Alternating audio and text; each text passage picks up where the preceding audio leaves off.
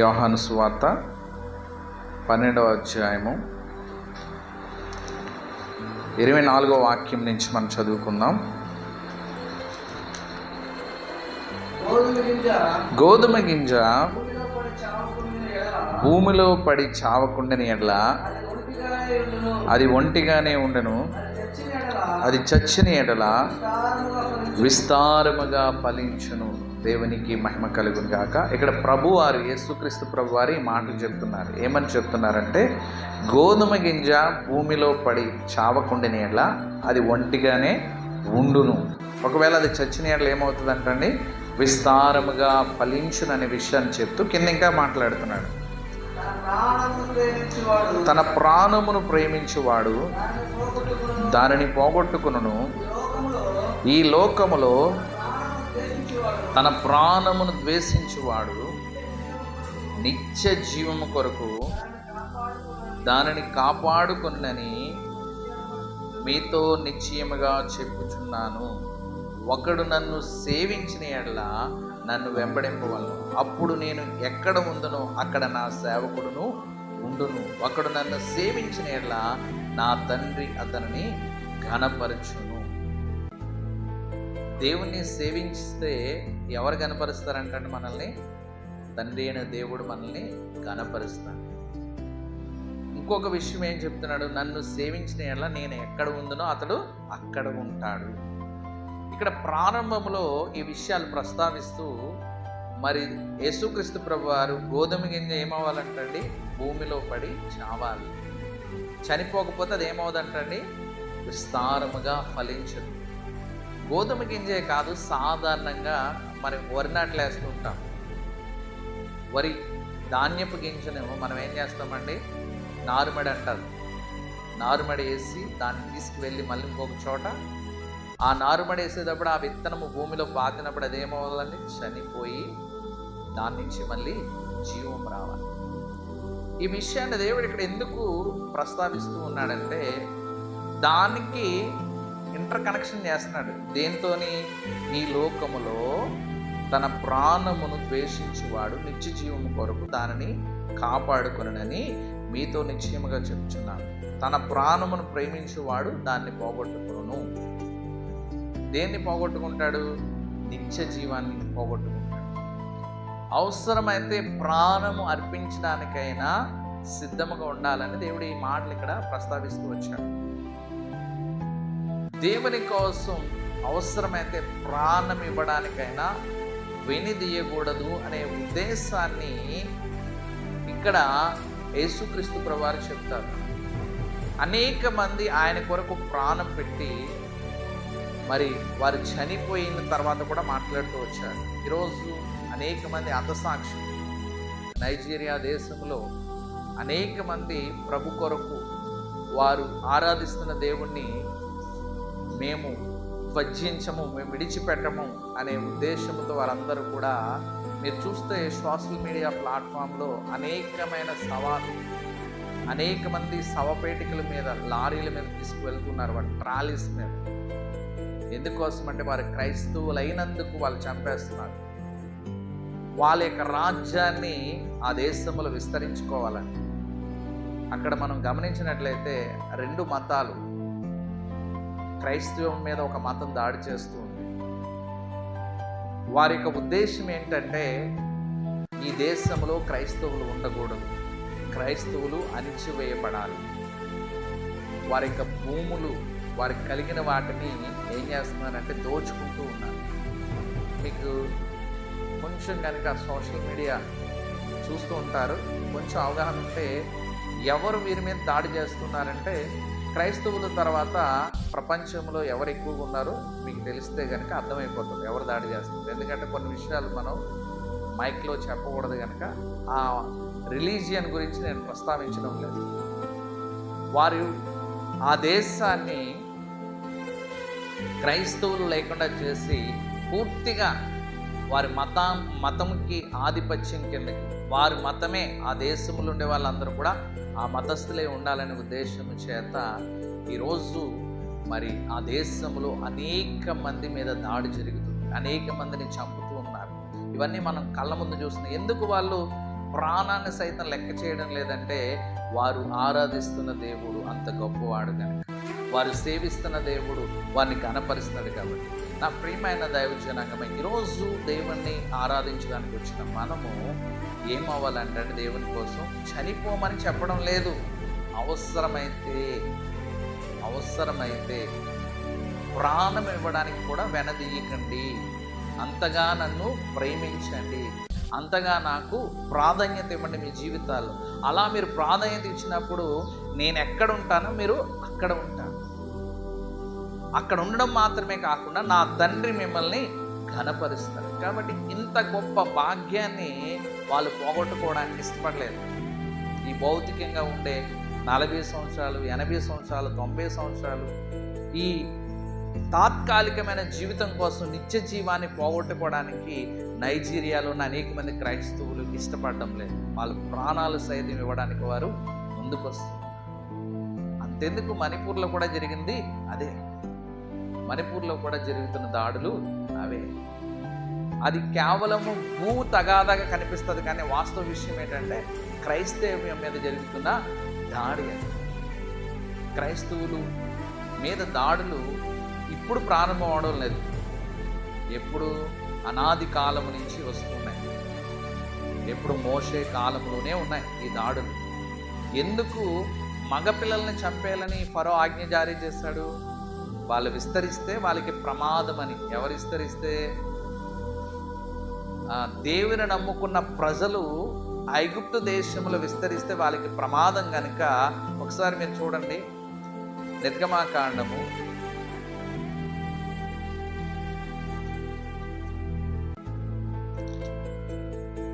1వ అధ్యాయము 9వ వాక్యం మనం చూసినట్టయితే, అతడు తన జనులతో ఇట్లనెను, ఇదిగో ఇజ్రాయేలు సంతతి అయిన ఈ జనము మనకంటే విస్తారముగాను బలిష్టంగాను ఉన్నది. వారు విస్తరించుకున్నట్లు మనము వారి ఎడల యుక్తిగా జరిగింది. యుక్తి అనగా తెలివిగా వ్యవహరిద్దాం. వాళ్ళ విషయంలో కుయ్యొత్తుతో వ్యవహరిద్దాము. లేని ఎడల యుద్ధము కలిగినప్పుడు కూడా మన శత్రువులతో చేరి మనకు విరోధముగా యుద్ధము చేసి ఈ దేశంలో నుండి వెళ్ళిపోదరేమో. ఈ దేశాన్ని విడిచి వెళ్ళిపోవడం మాత్రమే కాకుండా మన శత్రువులతో చేరి మనల్ని అంతమొందిస్తాడేమో. కాబట్టి వారు విస్తరించడం మనకి ప్రమాదం. ఈరోజు చాలా దేశాల్లో క్రైస్తవ్యం మీద దాడి జరగడానికి గల కారణం ఏంటంటే వాళ్ళు ఏదో ఊహించుకుంటున్నారు. క్రైస్తవ్యం పెరిగితే ఏం ఊహించుకుంటున్నారంటే క్రైస్తవ్యం పెరిగితే కొన్ని మూతపడతాయి. ఏంటి? కొన్ని సంస్థలు మూతపడతాయి. క్రైస్తవ్యం పెరిగితే కొన్ని మూతపడతాయి, కొన్ని దేవాలయాలు మరి వారికి ఆదాయం వచ్చే మార్గాలు ఏమవుతాయండి? ఆగిపోతాయి. అందుకోసం వారి కాలం గడపడం కోసం, వాళ్ళ పొట్ట కోసం ఏం చేస్తున్నారండి? మత విధ్వంసాలు దేశంలో రెచ్చగొడుతున్నారు. మత విధ్వంసాలు దేశంలో తీసుకువస్తున్నారు. ఎందుకంటే వాళ్ళ యొక్క ఉపాధి పోతుంది కాబట్టి, అక్కడికి మనుషులు వెళ్ళకపోతే వాళ్ళకి ఆదాయం రాదు కాబట్టి వాళ్ళందరూ కూడా దేవుని వైపు తిరిగితే వాళ్ళకు వచ్చే ఆదాయాలు ఆగిపోతాయనే భయముతో కొంతమంది కుట్ర పన్ని క్రైస్తవ్యం మీద లేనిపోని ఆరోపణలు చేసి ఇదొక విదేశీ మతంగా భారతదేశంలో చిత్రీకరించే ప్రయత్నము ఎప్పటి నుంచో ఇప్పటికీ కూడా అది కొనసాగుతూనే ఉంది. కాబట్టి నా ప్రియమైన వాళ్ళారా, ఇక్కడ దేవుడు ఒకవేళ కొంతమంది మరణానికి అనుమతించినా కూడా వారి మరణం ద్వారా ఏం జరుగుతుందంటండి? బహుగా విస్తరిస్తారు. బైబిల్ గ్రంథంలో అనేక మంది హతసాక్షులుగా పిలువబడ్డారు. వారు మరణించిన తర్వాత, స్టెఫెన్ మరణించిన తర్వాత క్రైస్తవం ఏమైందండి? కేవలం అంతవరకు యెరూషలేముకు మాత్రమే పరిమితమైన క్రైస్తవ్యం, కేవలం ఇజ్రాయేల్ దేశానికి మాత్రమే పరిమితమైన క్రైస్తవ్యం స్టెఫెన్ మరణించిన తర్వాత ప్రపంచ నలుమూలల విస్తరింపబడడానికి స్టెఫెన్ యొక్క మరణం కారణమైంది. ఒకసారి మీరు చూస్తే కనుక చరిత్ర, అపోస్తుల కార్యము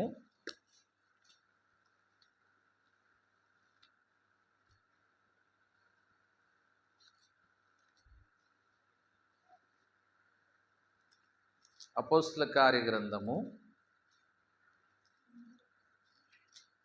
7వ అధ్యాయము 60వ వాక్యం కూడా చదవండి.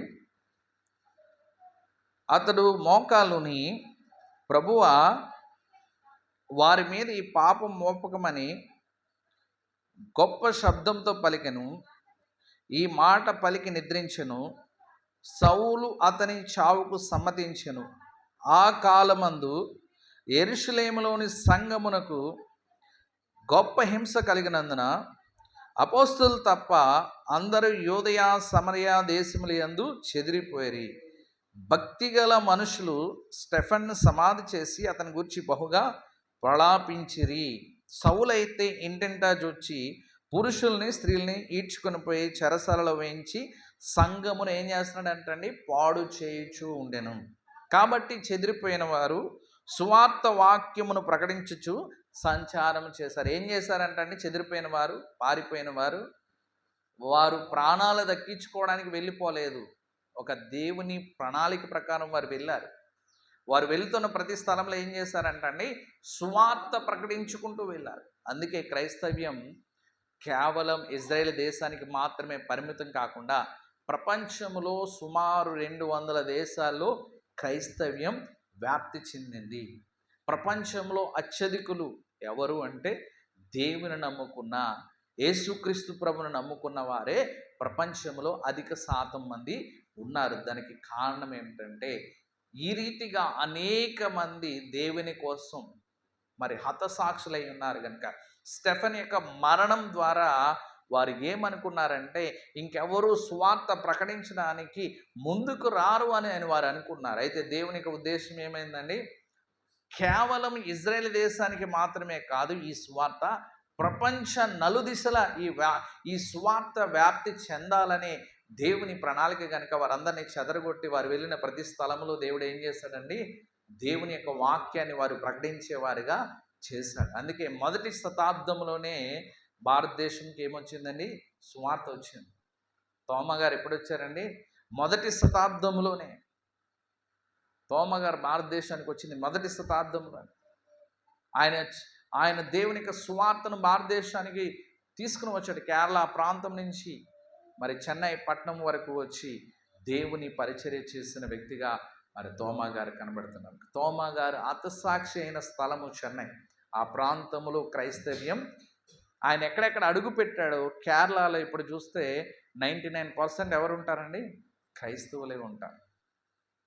తమిళనాడులో కూడా క్రైస్తవులే అత్యధికంగా ఉంటారు. కారణం ఏమిటంటే ఆ స్థలాల్లో పరిశుద్ధుడైన తోమా గారు అడుగుపెట్టారు కాబట్టి ఆ ప్రాంతాల్లో దేవుని కార్యాలు బలముగా జరిగాయి. కాబట్టి నా ప్రియమైన వాళ్ళ స్టెఫన్ మరణము క్రైస్తవ్యాన్ని ఆపలేకపోయింది. స్టెఫన్ మరణం ద్వారా క్రైస్తవ్యం ఏం జరిగిందండి, ప్రపంచ నలుదిశలా వ్యాప్తి చెందింది. అంటే ఇక్కడ మనం గమనించవలసింది ఏంటంటే అందరినీ మరణించమని దేవుడు చెప్పడు, అందరికీ మరణానికి అప్పగించడు. ఎందుకంటే మరణము తప్పించుట యెహోవా వశమే అన్నది. కొన్ని సందర్భాల్లో ఆయన్ని చంపాలని మరి పౌలుని చంపాలని ఎంతోమంది కుట్ర పన్నారు. అయితే దేవుడు పౌలుని అనేక పర్యాయాలు మరణం నుంచి, మరణాపాయం నుంచి తప్పిస్తూ వచ్చాడు. కాబట్టి ఎప్పుడు ఎవరు ఎలా చనిపోవాలనేది దేవుని నిర్ణయం తప్పించి మానవు యొక్క దేవుని బిడ్డల విషయమే. దేవుని బిడ్డలు ఎప్పుడు ఎలాగ ఎక్కడ చనిపోవాలనేది దేవుని నిర్ణయం తప్పించి ఏ మానవుడు కూడా మనల్ని అంతమొందించలేడు. ఏ మానవుడు కూడా మన యొక్క జీవితాన్ని అంతమొందించలేడు. ఎందుకంటే బైబిల్ చెప్తున్న మాట యెషయా గ్రంథంలో మనం చూసినట్లయితే నీకు విరోధంగా రూపింపబడిన ఏ ఆయుధము వర్ధిల్లదు, ఏ మానవుడు నిన్ను ఏం చేయలేడు, నరమాత్రులు నిన్ను ఏం చేయగలరు అని హెబ్రీయుల గ్రంథకర్త 13వ అధ్యాయంలో అక్కడ మాట్లాడుతుంటాడు. హెబ్రీయులు రాసిన పత్రిక 13వ అధ్యాయము 6వ వాక్యం. కాబట్టి ప్రభు నా సహాయకుడు, నేను భయపడను, నరమాత్రుడు నాకేమీ చేయగలడు. నరమాత్రుడు ఏం చేయగలడు అనే క్వశ్చన్ మార్క్ ఉంది అక్కడ. అంటే ఏమీ చేయలేడు. నరమాత్రుడు అనేవాడు నేనేం చేయలేడు. నేను అంతమొందిస్తానని చెప్పవచ్చు, నేను ఈ భూమి మీద ఉండకుండా చేస్తానని చెప్పవచ్చు, నీ జీవితాన్ని నీ అంతు చూస్తానని ప్రగల్భాలు పలకవచ్చు, కానీ దేవుని అనుమతి లేనిదే మన తల వెంట్రుకలో ఒక వెంట్రుక కూడా రాలదు. 2 పిచ్చుకలు చంపబడ్డానికి అమ్మివేయబడినా కూడా దేవుని అనుమతి లేనిదే వాటికి మరణము రాదు. పిచ్చుకల విషయమే దేవుడు అంత శ్రద్ధ కలిగి ఉన్నప్పుడు ఆయన పోలికలో చేయబడిన మనల్ని అంత ఈజీగా మరణానికి అప్పగిస్తాడండి? అప్పగించడు. మనల్ని ఎంత మాత్రము మరణానికి అప్పగించాడు. అయితే కొన్ని ప్రత్యేక సందర్భాలలో ఒకవేళ దేవుడు మరణానికి అప్పగించినా ఆ మరణం ద్వారా దేవునికి మహిమ రావాలనే ఉద్దేశమే ఉంటుంది తప్పించి మరొక ఉద్దేశము దేవునికి ఉండదు. మీ అందరికీ ఒక రియల్గా రష్యా దేశం ఎలాంటిదండి? కమ్యూనిస్ట్ దేశం. రష్యాలో అధిక మంది నాస్తికులు ఉంటారు, అంటే దేవుణ్ణి నమ్మని వారు. కమ్యూనిస్ట్ దేశంలో దేవుడు లేడని నమ్ముతారు. అటువంటి దేశంలో గ్రీజీ అనే ఒక యవనస్తుడు, ఆయన పేరేంటండి? గ్రీజీ. అతడు ఎలాంటి వాడంటే బందిపోటు దొంగ, అంతకుడు. ఒక ఇద్దరు క్రైస్తవులని భార్యాభర్తలు ఇద్దరిని వాళ్ళు గుర్రాల మీద వెళ్తూ ఉన్నప్పుడు మరి వీళ్ళ ముఠా నాయకుడు ఎవరంటే గ్రీజీ. ఈ యవనస్తుడు ఏం చేశాడంటే వాళ్ళని పట్టుకుని వాళ్ళ దగ్గర ఉన్న విలువైనవన్నీ తీసేసుకుని లగేజీ తీసుకుని వాళ్ళు మమ్మల్ని చంపొద్దని వేడుకున్నా కూడా వాళ్ళని చంపేశారు. వాళ్ళ దగ్గర ఉన్న వస్తువులన్నీ తీసేసుకున్నారు. బైబిల్ ఉన్నాయి వాళ్ళ దగ్గర. ఆ పేపర్స్ చాలా బాగున్నాయని ఆయన ఆ బైబిల్స్ని పడవేయకుండా ఏం చేశాడంటే తన వెంట తీసుకొచ్చాడు. ఎందుకోసం తెచ్చుకున్నాడంటే దాని నుంచి సిగరెట్ తయారు చేసుకుని సిగరెట్ తాగాలి, ఈ పేపర్ బాగుంది అనుకున్నాడు. సో ఆ నైట్ వెళ్ళాడు. ఎందుకో దాని మీద చదివినప్పుడు క్రొత్త నిబంధన ఉంది. క్రొత్త నిబంధన ఉంటే నైట్ ఆయన అన్లోచితంగానే యాదృచ్ఛికంగానే దాన్ని చదవడం ప్రారంభించాడు. రోమా రాసిన పత్రిక నీతిమంతుడు ఒక్కడు లేడు, అందరూ పాపం చేసి ఇట్లా ఆ అధ్యాయం అంతా చదువుతూ ఉన్నప్పుడు ఇంకా లేఖనాల్లో కొన్ని విషయాలు చదువుతూ ఉన్నప్పుడు తను ఎంత అన్యాయం చేశాను, వాళ్ళు మమ్మల్ని చంపొద్దని వేడుకున్నా కూడా మరి అక్రమకారులు పరలోక రాజ్యాన్ని స్వతంత్రించుకోరని ఈ విషయాలన్నీ చదువుతున్నప్పుడు ఆయనకి నైట్ అంతా నిద్ర పట్టలేదు. ఎందుకంటే ఆయన చిన్నప్పుడు అతడు ఒక అనాథ. యాక్చువల్గా అతని చరిత్ర ఏంటంటే వాళ్ళ పేరెంట్స్కి ఇద్దరికి కూడా వాళ్ళ గ్రామంలో కరువు వచ్చినప్పుడు, వారి గ్రామంలో కరువు సంభవించినప్పుడు వాళ్ళ గ్రామాన్ని విడిచి మరొక పట్టణానికి వెళ్తూ ఉన్నప్పుడు మరి ఆ ట్రైన్స్ మారుతున్న క్రమాల్లో నెలల తరబడి రోజుల తరబడి ఆ స్టేషన్లో ఇంకొక ప్రాంతానికి వెళ్ళడానికి వేచి ఉండవలసి వచ్చేదంట. అక్కడ విపరీతమైన చలి వల్ల చాలామంది చనిపోయేవారు. అలాంటి చలిలో వారి యొక్క తల్లిదండ్రులు ఇద్దరు కలరా వ్యాధి వచ్చి చనిపోయారు. అనాథులుగా వీరు విడవబడ్డారు. అలాంటి సమయంలో మరి వీళ్ళు అడుక్కుంటూ ఉంటే అక్క తమ్ముడు అడుక్కుంటూ ఉంటే వాళ్ళని అధికారులు హాస్టల్లో తీసుకెళ్ళి జాయిన్ చేశారు. అయితే అక్కడ ఉన్న పరిస్థితులు తట్టుకోలేక అన్నం పెట్టరు. అక్కడ చాలామంది చలితో చచ్చిపోతారు చిన్నపిల్లలు ఆ హాస్టల్స్లో. కాబట్టి దానికి తట్టుకోలేక అతడు పారిపోయి ఒక చెట్టు కింద ఉంటే బందిపోటు దొంగలు వచ్చి అతను పట్టుకున్నారు. బందిపోటు దొంగలు వచ్చి ఈ యవనస్తుని పట్టుకున్నారు. తీసుకుని తన వెంట తీసుకెళ్ళిపోయారు. దొంగతనాలు చేయడం నేర్పించాడు. అతడే ఒక దినాన్ని ఏమయ్యాడంటే ముఠా నాయకుడైపోయాడు. దొంగతనాలు చేయడానికి, మనుషులను చంపడానికి.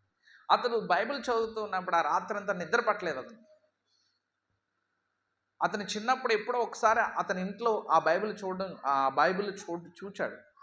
మరుసటి రోజు ఉదయం ఇతని ముఖం చూసి మిగిలిన ముఠాలో ఉన్న వాళ్ళందరూ కూడా అడుగుతున్నారు, ఏంటి నీ ముఖం అలా ఉందంటే, నేను ఒక పుస్తకం చదివాను, ఆ పుస్తకంలో ఉన్న విషయాలు ఇలా ఉన్నాయని చెప్తే వాళ్ళందరూ కూడా ఇవి మంత్రాలు, దాన్ని కాల్చేద్దామన్నారంట. అందులో ఒక వ్యక్తి వాళ్ళ యొక్క తల్లి క్రైస్తవురాలు, ఇది మంత్రాల పుస్తకం కాదు, ఇది బైబిలు, ఇది పరిశుద్ధ గ్రంథం. మా తల్లి క్రైస్తవురాలు కాబట్టి ఆమె నాకు చాలా విషయాలు చెప్పేది, దీన్ని మనం కాల్చకూడదు అంటే వాళ్ళు దొంగతనాలు చేస్తూనే ప్రతిరోజు ఏం చేసేవారు, ఈ బైబిల్ చదువుతూనే ఉన్నారు. చదువుతుండగా ఈ క్రైస్తవురాలు యొక్క కుమారుడు ఉన్నాడు కదా, ఆ వ్యక్తి నేను ఇక పైన దొంగతనాలు చెయ్యను అని తీర్మానంకి వచ్చాడు.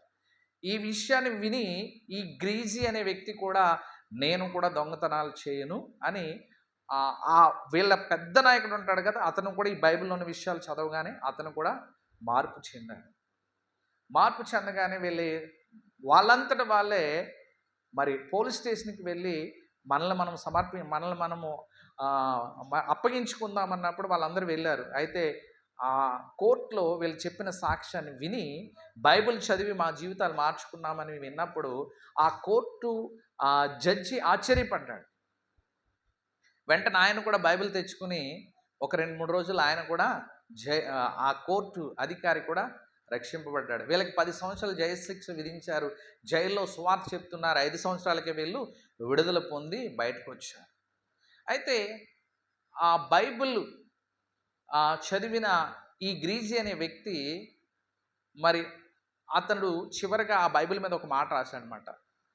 అన్యాయంగా నేను మిమ్మల్ని చంపాను, అన్యాయంగా మీరు మమ్మల్ని చంపొద్దు అని వేడుకున్నా కూడా మీరు ఎంత ప్రాధేయపడినా అప్పుడు తెలియక నేను చంపాను. అయితే ఈరోజు నీ దేవుడే నా దేవుడైపోయాడు, నా కోసం నువ్వు చనిపోయావు, నన్ను క్షమించమని తన బైబిల్లో, ఆ వ్యక్తి యొక్క బైబిల్లో రాశాడు.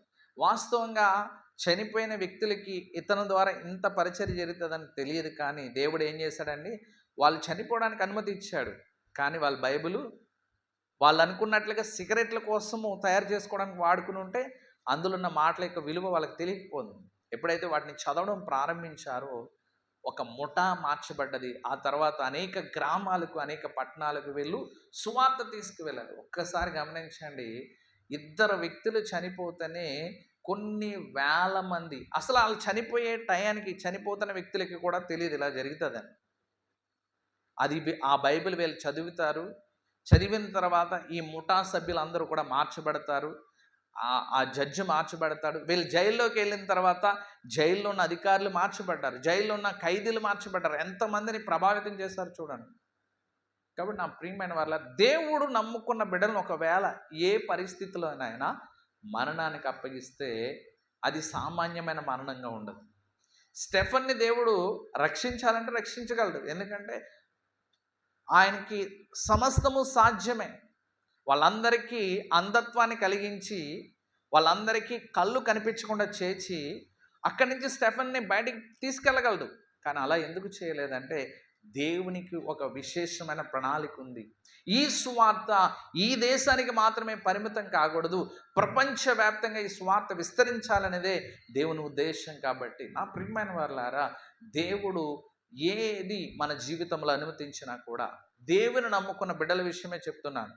కొంతమంది అజ్ఞానంగా, బుద్ధిహీనంగా ప్రవర్తించి మరణాన్ని తెచ్చుకుంటారు. బాగా తాగి ఏమవుతుందండి, అది దేవుడు అనుమతించిన మరణం కాదు. కొంతమంది కొన్ని భయంకరమైన డ్రగ్స్కి అలవాటడిపోయి మరి పిచ్చోళ్ళు అయిపోతారు.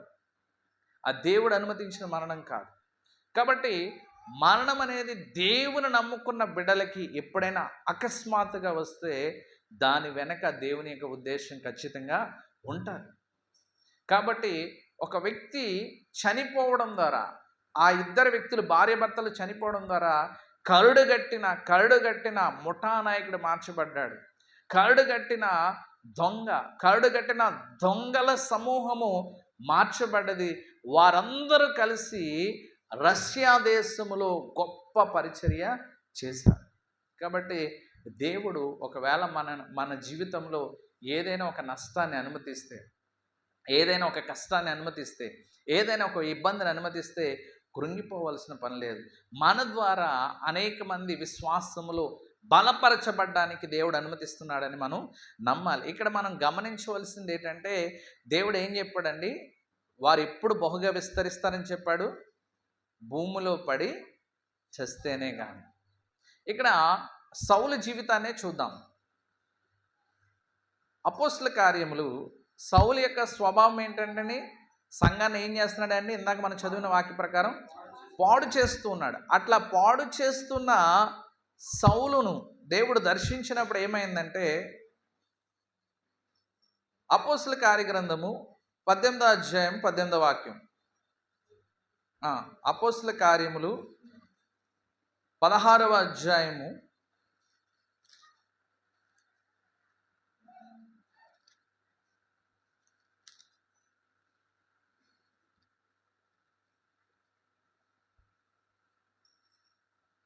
అపోస్తల కార్యగ్రంథము 9వ అధ్యాయము 3వ వాక్యం చదువుదామండి.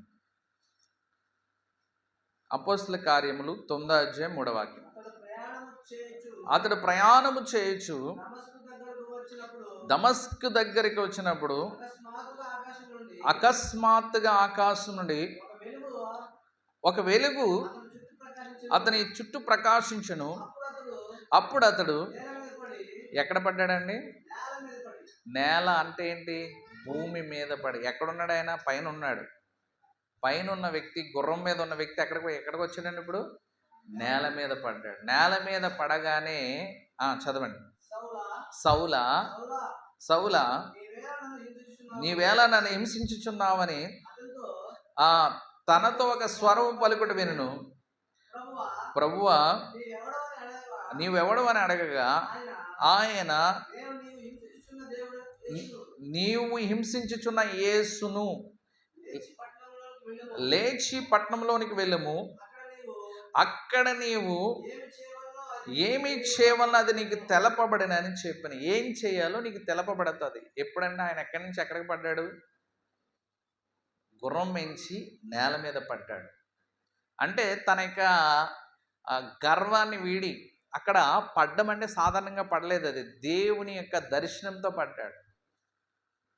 ఒక ప్రకాశమైన వెలుగు ఆయన మీద ప్రకాశించగానే ఆయనలో ఉన్న గర్వం ఏమైందండి? ఆయనలో ఉన్న భ్రష్టత్వము, ఆయనలో ఉన్న దేవునికి వ్యతిరేకపూరితమైన కార్యాలు చేసే తత్వం, అదంతా ఏమైందండి? అక్కడ ఏం చెప్పలేదు దేవుడు, జస్ట్ మాట్లాడాడు. నువ్వు లేచి పట్టణంలోనికి వెళ్ళు, నువ్వేం చేయాలో నీకు చెప్తుంది. అక్కడ ఏమైనా మార్పు జరిగిందా? దేవుడు ఆయన ఏమైనా హింసించాడా? దేవుడు ఆయన ఏమైనా బాధించాడా? జస్ట్ దేవుని యొక్క ప్రకాశం ఆయన మీద పడగానే అతడు ఏమయ్యాడండి? మార్పు చెందిన వ్యక్తిగా. దేవుడు చెప్పిన మాట ప్రకారం అతను ఎక్కడికి వెళ్ళాడండి? పట్టణంలోనికి వెళ్ళాడు. పట్టణంలోకి వెళ్ళగానే అనని అనే ఒక వ్యక్తి వచ్చి అతని కొరకు ప్రార్థన చేశాడు. ఆ తర్వాత దేవుని కొరకు బలంగా నిలవబడ్డాడు. నా ప్రియమైన వారులారా, ఇక్కడ భూమి మీద పడడం మనం గమనించినట్లయితే తన హోదాను, తన అధికారాన్ని, తనకున్న విలువిద్యలన్నీ కూడా పక్కన పెట్టాడు. మరి యోసేపు కూడా ఎక్కడ పడ్డాడు చెప్పండి? తన అన్నలు ఏం చేశారు? ఆయన్ని గోతులో వేశారు. ఆ గోతులో వేయబడిన యోసేపు ఏమయ్యాడండి? సింహాసనాన్ని ఎక్కాడు. ఇర్మియా గురించి మీకు తెలుసు, విలాపించి ప్రవక్త. ఆయన ఎక్కడ వేశారు? ఆయన్ని కూడా గోతులోనే వేశారు. అది ఎలాంటి గొయ్య? బురదమయమైన గొయ్య. నీళ్ళు లేదు దాంట్లో. అందులో ఏముందండి? బురద మాత్రమే ఉంది. అయితే దేవుడు అందులోంచి కూడా ఇర్మియాను తప్పించాడు. ఆ తర్వాత అద్భుతమైన రీతిలో ఇర్మియా ద్వారా పరిచర్య జరిగించాడు. ఇక్కడ మనం గమనించవలసిన విషయం ఏంటంటే, భూమిలో పడడం అంటే మనకున్న ఈ లోక సంబంధమైన ఆధిక్యతలన్నీ పక్కన పెట్టి దేవుని సేవించమని. ఇక్కడ చనిపోవడం అంటే మనం ఏమనుకుంటున్నామంటే భౌతికంగా చనిపోవడం అనుకుంటున్నాం. భౌతికంగా చనిపోవడం కాదు. ఏం చెప్తున్నాడు? రోమీయులకు రాసిన పత్రిక మీరు చూడండి. ఆ మాటను భౌతికంగా మాత్రమే మనం తీసుకోకూడదు, ఆధ్యాత్మిక కోణంలో కూడా. రోమీయులకు రాసిన పత్రిక 8వ అధ్యాయము 13వ వాక్యం మీరు చూసినట్లయితే, శరీరానుసారంగా ప్రవర్తించిన చావవలసిన వారైందురు కానీ ఆత్మచేత శరీర క్రియలను చంపిన ఎడల జీవించెదరు. ఆత్మచేత ఏం చేయాలంటండి? శరీర క్రియలను చంపాలి. ఆత్మచేత శరీర క్రియలను ఎలా చంపుతాం? చెప్పాలి. ఆత్మచేత శరీర క్రియలను ఎలా చంపుతాం? సౌలు ఎలా చంపాడు?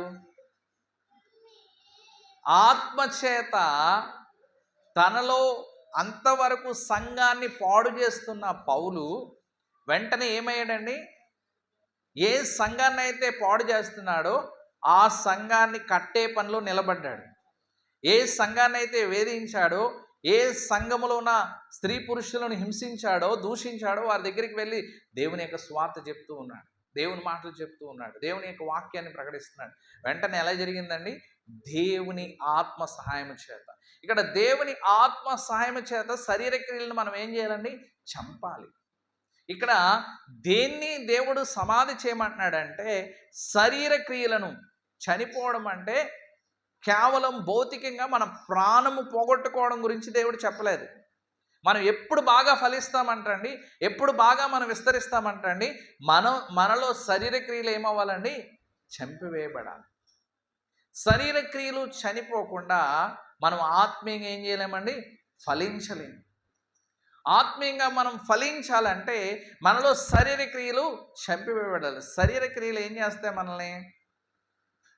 శరీర క్రియలు ఏంటండి?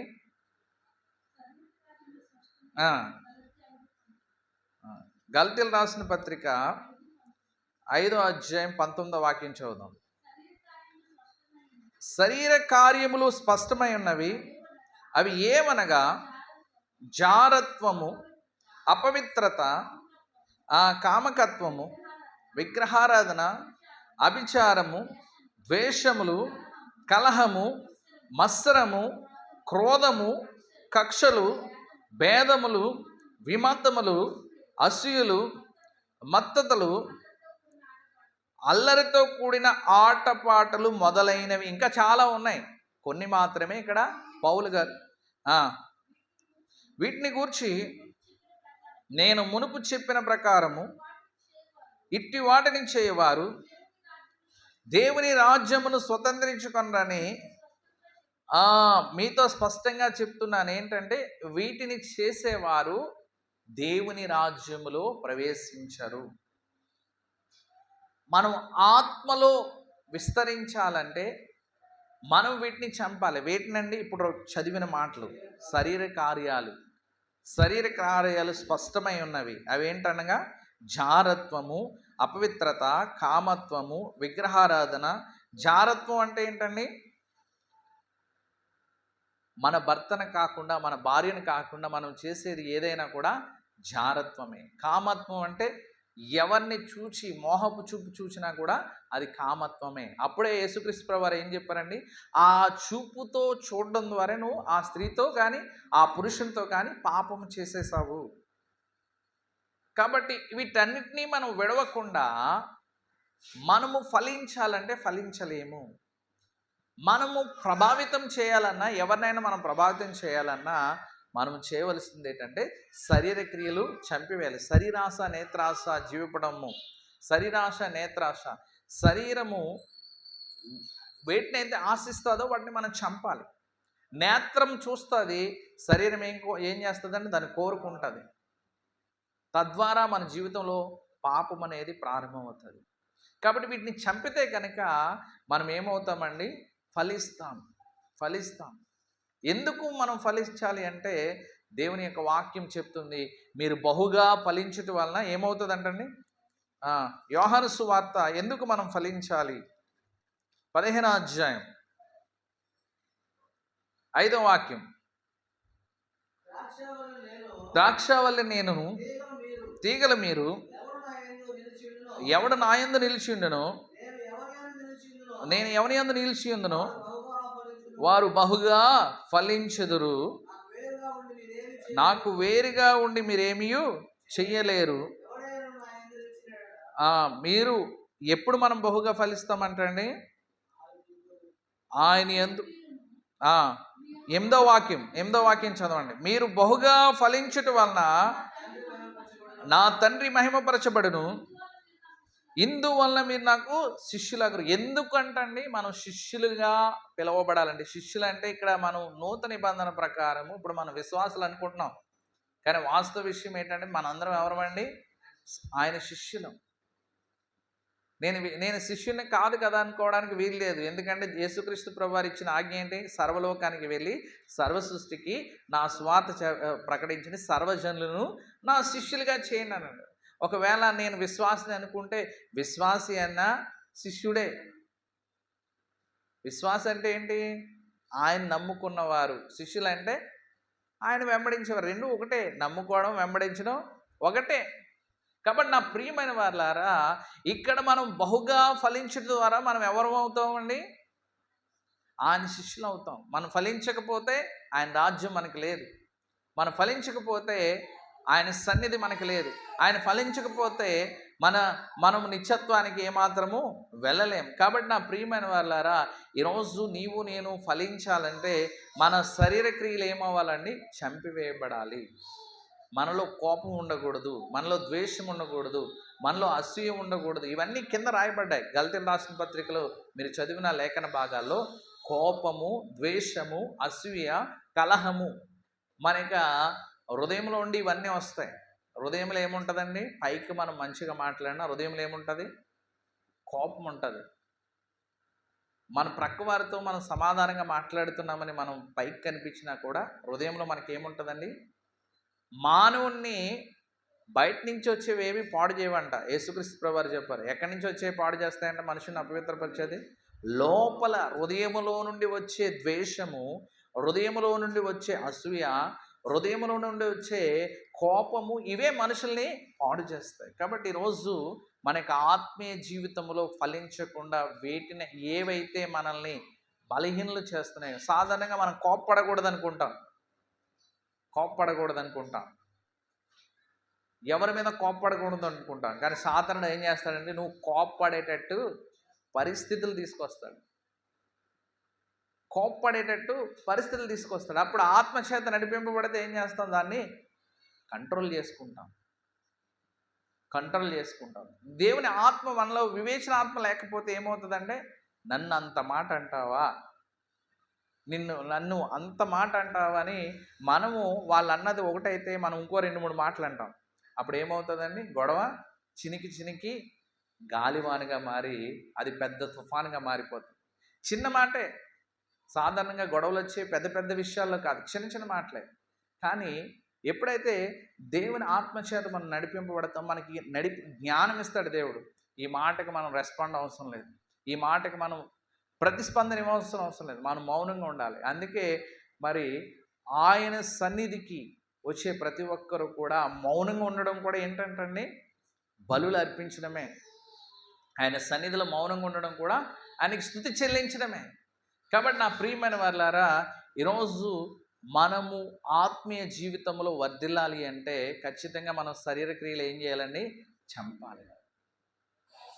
ఇది మనం అర్థం చేసుకుంటే కనుక మన మాటలు ఖచ్చితంగా కృపాశీతంగా ఉంటాయి, మన చూపులు దైవికంగా ఉంటాయి, మనం వెళ్ళే ప్రతి స్థలములో దేవుని యొక్క భయము చుట్టుపక్కల ప్రజలకి వస్తుంది. అందుకే యోహాన్ అంటాడు, మొదటి యోహాను పత్రిక మీరు చూసినట్లయితే అక్కడ ఒక మాట రాయబడి ఉన్నది. యోహాన్ రాసిన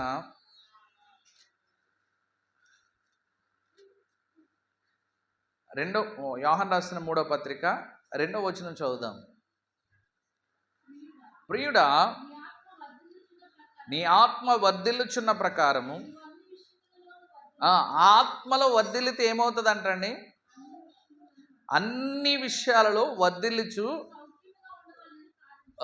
ఆత్మలో కనుక నువ్వు వర్ధిల్లితే, మొదట విషయం ఏం చెప్పాడంటే ఆత్మలో నువ్వు వర్ధిల్లితే అన్ని విషయాలలో వర్ధిల్లుతావు, సౌఖ్యంగా ఉండగలుగుతావు. అంటే కంఫర్ట్గా నువ్వు జీవించగలుగుతావు. అది ఉద్యోగమైనా వ్యాపారమైనా నీకు కంఫర్ట్ లైఫ్ను దేవుడు ఇస్తాడు. ఎప్పుడంటే ఆత్మలో మనము వర్ధిల్లినప్పుడు. ఆత్మీయ జీవితంలో ఎప్పుడైతే మనం వర్ధిల్లుతామో, ఆత్మానుసారంగా ఎప్పుడైతే నడిపింపబడతామో, అందుకే అక్కడ రోమీయులకు రాసిన పత్రిక 8వ అధ్యాయంలోని కింద మాట ఏముందండి? ఎందరూ ఆయన ఆత్మచేత నడిపింపబడతారో వారందరూ కూడా, చదవండి ఆ మాట. రోమీయులకు రాసిన పత్రిక 8వ అధ్యాయము 14వ వాక్యం. దేవుని ఆత్మచేత ఎందరు నడిపింపబడదురో వారందరూ దేవుని కుమారులే ఎందరు. యాలయనగా మనము భయపడుటకు మీరు దాస్యపు ఆత్మను పొందుకోలేదు, కానీ దత్తపుత్ర ఆత్మ పొందితిరి. ఆత్మ కలిగిన వారమే మనం అబ్బా తండ్రిని మొరపెట్టుచున్నాం. మనం దేవుని పిల్లలమని ఆత్మ తానే మన ఆత్మతో సాక్ష్యం ఇచ్చుచున్నాడు. మనం పిల్లలైతే వారసులము, అనగా దేవుని వారసులము, క్రీస్తుతో కూడా మహిమ పొందుటకు ఆయనతో శ్రమ పడిన ఎడల క్రీస్తుతోడి వారసులు. ఎప్పుడంటే వారసులము మనం క్రీస్తుతో పాటుగా మనం ఏమవ్వాలండి? శ్రమ పడాలి. శరీర క్రియలు చంపడానికి ఖచ్చితంగా మనకి ఏమి వస్తాయండి? శ్రమలు వస్తాయి. ఆత్మీయ యాత్రలో ఉన్నప్పుడు అపవాది అనేక అగ్ని బాణాలు సంధిస్తాడు. వాటిని మనం ఏం చేయాలండి? ఏం చేయాలి? అపవాది వేసే అగ్ని బాణాలన్నింటినీ విశ్వాసమైన డాలుతో ఏం చేయాలండి? ఒకసారి చదువుకుందాం. ఈ లోక యాత్రలో మనం ఉన్నప్పుడు, మనకి ఆత్మీయ జీవితంలో కొనసాగుతున్నప్పుడు, ఆత్మలో వర్ధిల్లాలనుకుంటున్నప్పుడు అపవాది మన మీద గురిపెట్టి ఉంటాడు. ఎపిసిల్ రాసిన పత్రిక 6వ అధ్యాయము 10వ వాక్యం. తుదకు ప్రభు యొక్క మహాశక్తిని బట్టి ఆయన యందు బలవంతులైయుండుడి, మీరు అపవాది తంత్రములు ఎదిరించుటకు శక్తిమంతులగుటకు దేవుడిచ్చు సర్వాంగ కవచాన్ని ధరించుకోవాలి. అపవాది తంత్రాలు, అపవాది ఎన్ని విధాలుగా మనల్ని మోసము చేయాలో, ఎన్ని విధాలుగా మనల్ని ఇబ్బంది పెట్టాలో, ఆత్మానుసారంగా జీవించాలనుకున్నప్పుడు, దేవుని యొక్క సన్నిధిలో మనం ఎదగాలనుకున్నప్పుడు, ఆత్మీయతలో ఎదగాలనుకున్నప్పుడు, పరిచర్యలో ఎదగాలనుకున్నప్పుడు, దేవుని కార్యాల్లో వాడబడాలనే ఆలోచన నీలో రాగానే ఆ ఆలోచన కొనసాగించకుండా అపవాది ఏం తీసుకొస్తాడండి? అనేక తంత్రాలు.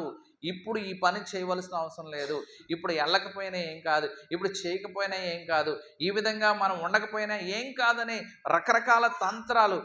ఒకేసారి 2 పనులు ఉన్నప్పుడు దేనికి ప్రాధాన్యత ఇవ్వాలో మనం తెలియక కొన్ని సందర్భాల్లో అపవాది వలల్లో మనము చిక్కుకుంటాం. ఇక్కడ అపవాది ఏం చేస్తున్నాడంటే, అపవాది యొక్క తంత్రాలను ఎదిరించుటకు మనం ఏం చేయాలంటే, దేవుడిచ్చే సర్వాంగ కవచం, అంటే పైనుంచి కింద వరకు మనకి ఏముండాలండి?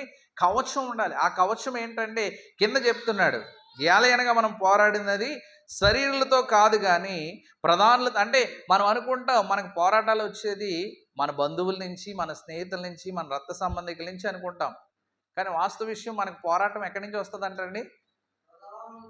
ప్రధానులతోనూ అధికారులతోనూ ప్రస్తుత అంధకార సంబంధక లోకనాథులతోనూ ఆకాశ మండలమున్న దురాత్మ సమూహలతో పోరాడుచున్నాము. ఎందుకు దురాత్మ సమూహలతో పోరాడుతున్నాం? దురాత్మలు ఏం చేస్తాయి? అవేమి ఆకాశం నుండి మనతో యుద్ధం చేయవు. ఈ భూమి మీద ఉన్న వ్యక్తుల యొక్క హృదయాలలో మన మీద ద్వేషాన్ని పెంచి, మన మీద కోపాన్ని పెంచి, మన మీద అసూయను పెంచి మనల్ని రకరకాలుగా ఇబ్బంది పెట్టే ప్రయత్నం చేస్తాడు. ఇది మనకు అర్థం కాక ఆ వ్యక్తే మన మీద ద్వేషం పెంచుకున్నారు, లేదంటే ఆ వ్యక్తే మన మీద కోపం పెంచుకున్నారు, ఆ వ్యక్తే మనల్ని ఇబ్బంది పెడుతున్నారని మనము వ్యక్తిగతమైన దోషణకు, వ్యక్తిగతమైన పోరాటానికి మనం వెళ్తాం. కానీ వాస్తవ విషయం ఏంటంటే, మన మీద యుద్ధం ప్రకటిస్తుంది మనుషులు కాదు. ఎందుకంటే ఈ విషయాలన్నీ బాగు ఎరిగిన దావీదు అంటాడు, ఒక వ్యక్తి ఆయన్ని శపిస్తూ ఉంటాడు. కూషి అనే ఒక వ్యక్తి శపిస్తూ ఉంటే ఈ దావీదు ఏమన్నాడంటే, ఆయన శపించని ఇబ్బంది ఏమీ లేదు, ఆ శాపాన్ని నా దేవుడు ఒకవేళ దీవెనగా మారుస్తాడని. ఎవరైనా మనల్ని తిట్టారనుకోండి, ఎవరైనా మనల్ని ఇబ్బంది పెట్టే మాట్లాడినారనుకోండి, మనం బదులు దూషించొద్దు. ఎందుకంటే దేవుని యొక్క వాక్యం ఏం చెప్తుంది? పేతురు రాసిన మొదటి పత్రిక 2వ అధ్యాయం చివరి వచనాల్లో మీరు చూస్తే, దూషణకు ప్రతి దూషణను చేయక వారిని దీవించండి, ఎందుకంటే మీరు ఆశీర్వాదానికి వారసులగుటికి మీరు పిలువబడ్డారు. కాబట్టి మీరు దూషించకండి. ఎవరు మిమ్మల్ని దూషించినా, ఎవరు మిమ్మల్ని ఇబ్బంది పెట్టినా, ఎవరు మీ మీద నిందలు వేసినా, ఎవరు మిమ్మల్ని అవమానపరిచినా తిరిగి దూషణ చేయకండి. దూషిస్తే ఏమవుతుంది? నీకు రావాల్సిన దీవెన ఏమవుతుందండి? ఆగిపోతుంది. కాబట్టి ఇక్కడ మనము పోరాడుతుంది మనుషులతో అనుకోకండి ఎప్పుడు కూడా. ఏ మనుష్యుడు మనకి శత్రువు కాదు. అందుకే యేసుక్రీస్తు ప్రభు వారు మనుషులందరినీ ఎందుకు ప్రేమించమన్నాడు? పాపిని ప్రేమించండి, వారిలో ఉన్న పాపాన్ని ద్వేషించమన్నాడు. మానవునిలో పాపాన్ని తీసుకువచ్చిన మూలమైన అపవాదిని మనం ద్వేషించాలి. అదే తప్పించి మనుషుల్ని మనము ద్వేషించకూడదు. సర్వంగా కవచం ఉండాలి. అపవాది తంత్రాలు ఎదిరించాలంటే పైనుంచి కింద వరకు మనకి కవచం ఉండాలి. ఒక్కొక్క విషయాన్ని ఇక్కడ చెప్తాడు. సమయం సరిపోదు కనుక నేను వివరించడం లేదు. తలకి ఏముండాలండి? చదవండి అక్కడ. దేవుడించు ఏలయనగా మీ నడుముకు సత్యమైన దట్టి కట్టుకుని నీతి అని మహిమపు తడుకొని పాదములకు సమాధాన సువార్త వలన సిద్ధ మనసును జోడు తొడికి నిలవబడి ఉండుడి. ఇవన్నీ ఒక విశ్వాసమైన డాలు పట్టుకుని దాంతో మీరు దుష్టిని అగ్ని బాణముల పుటకు శక్తిమంతులగుదురు. మరియు రక్షణను శిరస్త్రానమును ఇవన్నీ మనము ధరించుకుంటేనే కానీ అపవాది తంత్రాలను మనము జయించలేము. అపవాది కుయ్యొత్తులను మనం పసిగట్టలేము. మనం ఏమనుకుంటామంటే మన చుట్టూ ఉన్న వాళ్ళే మనల్ని ఇబ్బంది పెడుతున్నారు అనుకుంటాం. కానీ అపవాది చుట్టూ ఉన్న వాళ్ళని ప్రేరేపించి మన యొక్క ఉద్యోగ స్థలాల్లో, కుటుంబాల్లో అసమాధానం తీసుకొచ్చే ప్రయత్నం తీసుకొస్తుంది. కాబట్టి నా ప్రియమైన వారులారా, మనము ఆత్మలో వర్ధిల్లితే కనుక మనం అన్ని విషయాలు ఏమవుతామంటండి, ఎప్పుడైతే మనం ఆత్మీయ కోణంలో చూస్తామో మనుషులను ఎవరిని శత్రువులుగా మనం భావించాం. ఆత్మీయ కోణంలో చూడకపోతే మనుషుల్ని శత్రువులుగా ఎంచుకుంటే వాళ్ళతో మాట్లాడాలన్నా, వాళ్ళని కలవాలన్నా, వాళ్ళ దగ్గరికి వెళ్ళాలన్నా మనకేమవుతుందంటే ఒక అప్రబుద్ధమైన ఒక భావన వచ్చి మనం ఆ పనిని చేయలేం. కాబట్టి ఇక్కడ ఆత్మలో మనం వర్ధిల్లితే ఏ మనుషునితోనైనా మనము మరి ఎలాంటి వ్యక్తినైనా మార్చడానికి దేవుడు మనకు శక్తిని ఇస్తాడు. ఎలాంటి వ్యక్తినైనా, ఎలాంటి అజ్ఞానంతో ఉన్న వ్యక్తినైనా కూడా మనం మార్చగలం. ఎప్పుడంటే ఆత్మీయ జీవితంలో మనము వర్ధిల్లినప్పుడు. కాబట్టి ఈరోజు భూమి గోధుమ గింజ భూమిలో పడి చేస్తేనే కానీ అదేమవుదండి, బహుగా ఫలించదు. నీవు ఆత్మీయ జీవితంలో అభివృద్ధి చెందితేనే కానీ అన్ని విషయాలలో నువ్వు సౌఖ్యంగా ఉండలేవు, అన్ని విషయాల్లో వర్ధిల్లేవు. ఆత్మీయ జీవితంలో వర్ధిల్లితే శరీర క్రియలను మనము చంపగలుగుతాం, శరీరాశలను చంపగలుగుతాం, నేత్రాశలను చంపగలుగుతాం, జీవడంబాన్ని చంపగలుగుతాం. శరీర సంబంధమైన కార్యాలని ఎప్పుడైతే మనం సమాధి చేస్తామో అప్పుడు దేవుని కృపలో మనము అన్ని విషయాల్లో వర్ధిల్లుతాం. దేవుని బిడ్డలుగా ఉండే భాగ్యాన్ని దేవుడు దయచేస్తాడు. కుమారులైతే వారసులం. దేనికి వారసులం అంటండి, ఆయన ఇచ్చే ఆత్మ సంబంధమైన అన్ని ఆశీర్వాదాలకి ఆయనతో పాటుగా ఏమవ్వాలంటండి, శ్రమ పడాలి. శ్రమ పడిన పిమ్మట మనము కొద్ది దినాల శ్రమలు, ఆ తర్వాత దేవుడు ఏం చేస్తాడంటండి, మనల్ని సంపూర్ణంగా చేస్తాడు. శ్రమ దేవుడు ఎందుకు అనుమతిస్తాడంటే మనల్ని పరిపూర్ణంగా మార్చడానికి, పరిపూర్ణంగా మనల్ని చేయడానికి, పరిపూర్ణమైన ఆత్మీయతలోనికి నడిపించడానికి. ఒకవేళ అనుకోకుండా మనం ఏమి మిస్టేక్ చేయలేదు, మనం ఏ తప్పుదేం చేయలేదు, ఏ పాపం చేయలేదు, మన జీవితంలో శ్రమ వచ్చింది. ఎందుకోసం అంటే ఆ శ్రమ చదవండి, ఆ మాట చదువుకుని వాక్యాన్ని ముగించుకుందాం. 10 దినములు శ్రమ,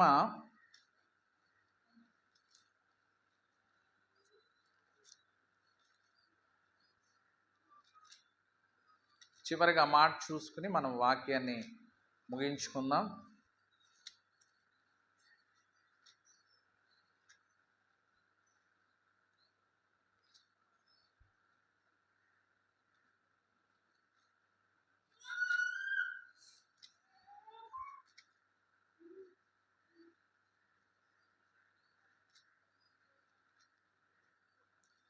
తానే మిమ్మల్ని సంపూర్ణంగా చేయను అనే మాట ఉంటుంది అక్కడ.